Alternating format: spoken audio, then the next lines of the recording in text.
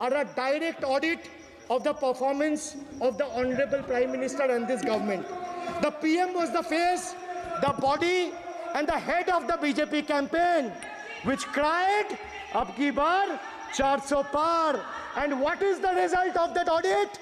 The result of the audit is BJP lost heavily in Bengal.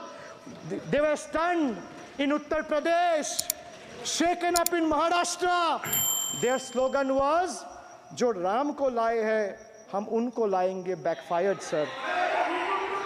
Okay. Their slogan of "Jo Ram ko laye hai, hum unko layenge," backfired. I would rather say, "Prabhu Ram aaye, to न्याय आया." कुछ वक्त जरूर लगा, लेकिन इंसाफ आया.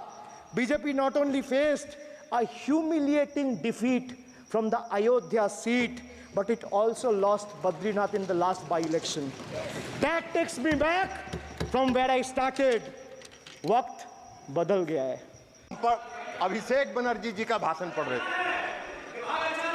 अच्छा विभाग, आपको ये सब यही काम तो करते रहे आज तक आप लोग. आप लोग यही काम करते रहे. आप चेयर पर ये सब नहीं होता है यहाँ. आराम करिए. आप महोदय हम अभिषेक बनर्जी जी का भाषण पढ़ रहे थे. अभिषेक बनर्जी जी ने भाषण दिया और कहा कि मोदी जी का 4 जून 2024 को जो पहली सरकार बनी, rejected the people of India, which was rejected by people of India. वाह रे भाई, आपके ज्ञान का हमको प्रशंसा करना होगा कि पूर्ण बहुमत की सरकार, आप कह रहे हैं कि rejected by the peoples of India. वाह, पूर्ण बहुमत नहीं दिखता है इनको. अरे सच्चाई को अभिषेक बनर्जी जी स्वीकार करना चाहिए. इन्होंने कहा क्या भाषण में? वक्त बदल गया है. वक्त बदल गया है. हाँ अभिषेक बनर्जी जी, वक्त जरूर, सभापति महोदय, वक्त जरूर बदल गया है. वक्त जरूर बदल गया है क्योंकि मोदी जी पूर्ण आत्मविश्वास और दृढ़ संकल्प के साथ तीसरे कार्यकाल में आत्मनिर्भर भारत बनाने की ओर चल चुके हैं. इसलिए वक्त बदल गया है. आपको दिखाई नहीं देता है तो उसमें हम क्या करें? आंख का जांच कराइए और चश्मा लगाइए, दिखेगा आपको कि इस देश की जनता ने क्या किया. हमको आशा करते थे, हम उम्मीद करते थे कि अभिषेक बनर्जी जी जब भाषण दे रहे थे तो वो कहते कि पश्चिम बंगाल में महिलाओं के चिरहरण का जो वीडियो वायरल हो रहा है उस पर क्षमा मांगते, इस देश से क्षमा मांगते. वे नहीं मांगेंगे क्योंकि पश्चिम बंगाल में वे जैसे चिरहरण हो रहा है, महिलाओं पर अत्याचार हो रहा है और जो आम लोगों पर अत्याचार हो रहा है वो उनको नहीं दिखता है. अभी इसी सदन में अभी बता रहे जयप्रकाश जी. अरे जयप्रकाश जी बैठ जाइए, एक मिनट आपको बता रहे. माननीय मंत्री जी, आप चेयर को एड्रेस करें. सभापति महोदय, इसी सदन में ने मन का भड़ास और मन का तकलीफ कई बार सदन के पटल पर उतारा. दिशा की मीटिंग नहीं हुई 5 साल तक. दिशा की मीटिंग नहीं होने दी पश्चिम बंगाल की सरकार ने. और लोकतंत्र की बात करते हैं. इनको क्या अधिकार है लोकतंत्र की बात करने का? इनको कौन सा हक है लोकतंत्र की बात करने का? कृपया रिकॉर्ड में है. माननीय सदस्य ने जो नाम लिया है, माननीय सदस्य ने जो नाम लिया है वो रिकॉर्ड में नहीं जाएगा. रिकॉर्ड में नहीं जाएगा. जो माननीय सदस्य ने नाम लिया है, I think so you should have patience to hear me. You must have patience to hear me. जो नाम उन्होंने माननीय सदस्य का लिया है वो रिकॉर्ड में नहीं जाएगा. अरे गौरव, आप बैठिए. अरे गौरव गोगोई जी, आप इधर बोलिए चेयर से. आप नाम मत लीजिए. आप माननीय मंत्री जी.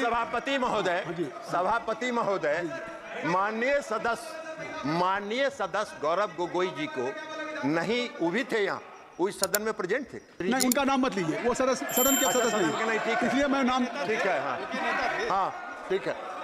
आप हो गया, विड्रॉ कर लिया उनका नाम. नाम उनका हमने वापस ले लिया. सभापति महोदय, उनका नाम हमने वापस ले लिया. लेकिन सच्चाई है कि 17वीं, बैठ जाइए ना जयप्रकाश जी, बैठ जाइए ना. ये ना आप अपना सभापति महोदय, अपना भाषण. सभापति महोदय, मैं ये कह रहा था कि 17वीं लोकसभा के दौरान जब आपका अवसर आएगा तो बोलिएगा. प्लीज जयप्रकाश जी, प्लीज हुडा जी, तो कहना चाहिए, इनको कहना चाहिए, अरे इनको कहना चाहिए कि पश्चिम बंगाल में जो चिन्हरण हुआ वो जायज था। यही कह दीजिए देश के सामने, यही कहिए। माननीय मंत्री, आप इधर बाजी मैं दूंगा, इनकी बात खत्म कर दीजिए, आप बैठ जाएं।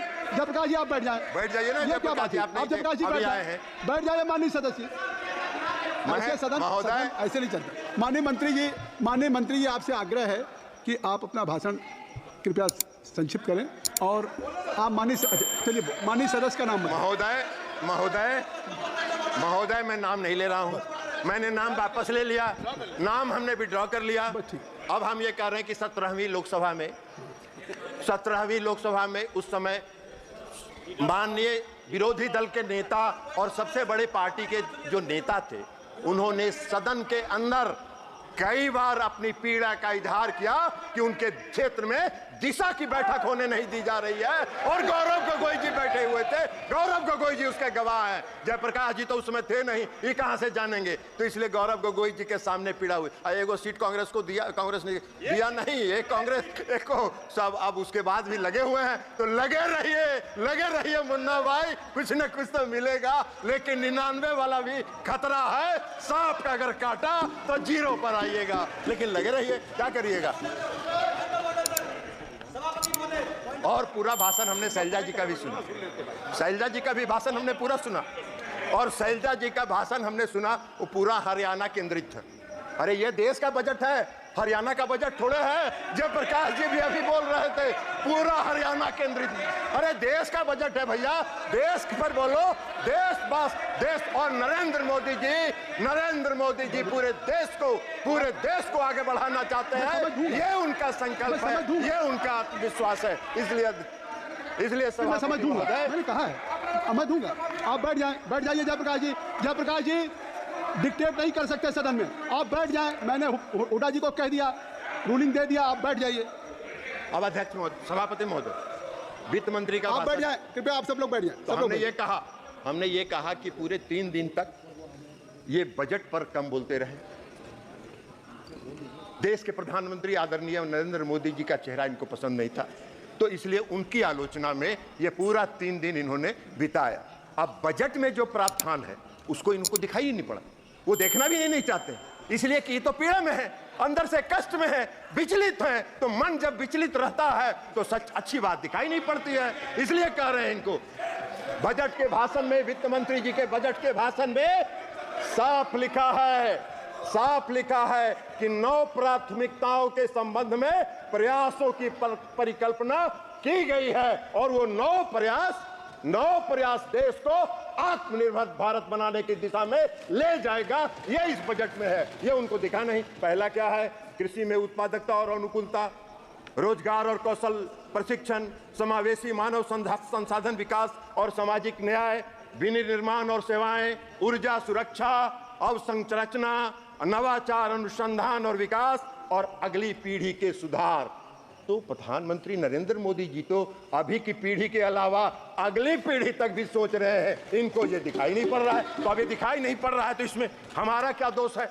आपका मन विचलित है, हम भगवान से प्रार्थना करते हैं कि आपके मन को जल्दी शांति प्रदान करे, मन के आत्मा को जल्दी से विचलापन खत्म हो, ताकि आप उससे बाहर निकलिए और देश की कल्पना के बारे में सोचिए। इनको दिखाई नहीं पड़ रहा है कि रक्षा के क्षेत्र में माननीय वित्त मंत्री जी जो बजट पेश किया गया है उसमें 4.54 लाख करोड़ रुपए का प्रावधान किया गया है। ये इनको तो दिख नहीं रहा।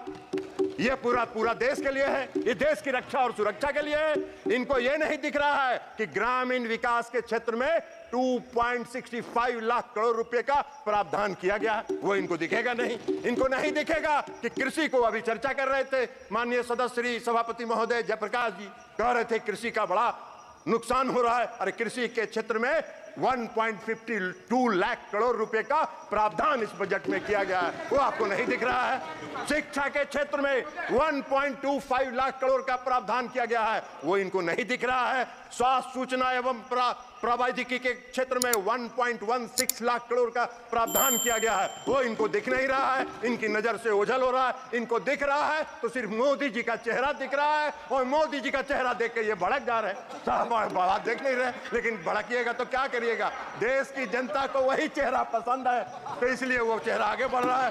ऊर्जा के क्षेत्र में, समाज कल्याण के क्षेत्र में और कॉमर्स और इंडस्ट्रीज के क्षेत्र में जो प्रावधान इस बजट में है वो इनको देख नहीं रहा। इनको दो बात दिख रहा है, एक बात मोदी जी का चेहरा जो इनको पसंद नहीं है, तो उसमें देश की जनता उनको पसंद करती है। आपके पसंदगी नापसंदगी का कोई अर्थ नहीं है, आप जितना जल्दी उसको स्वीकार कर लीजिए और मोदी जी का चेहरा पसंद करने लगिएगा, उतनी ही जल्दी आपके मन को शांति मिलेगी, ये हम आपको कह रहे हैं। और दूसरा इनको दिख रहा है बिहार और आंध्र प्रदेश। अरे भैया, ये जो पूरा बता दिए, इसमें बिहार और आंध्र प्रदेश आता है क्या? पूरा बिहार और आंध्र प्रदेश आता है क्या? पूरे देश के विकास के लिए मोदी जी संकल्पित हैं, मोदी जी की सरकार संकल्पित है, आत्मनिर्भर भारत बनाने की दिशा में आगे बढ़ रहे हैं, आगे बढ़ते रहेंगे। पूरी आत्मविश्वास, इच्छा शक्ति और दृढ़ संकल्प के साथ आगे बढ़ रहे हैं, और इसलिए इस बजट का हम समर्थन करते हुए अपनी बात समाप्त करते हैं। बहुत बहुत धन्यवाद।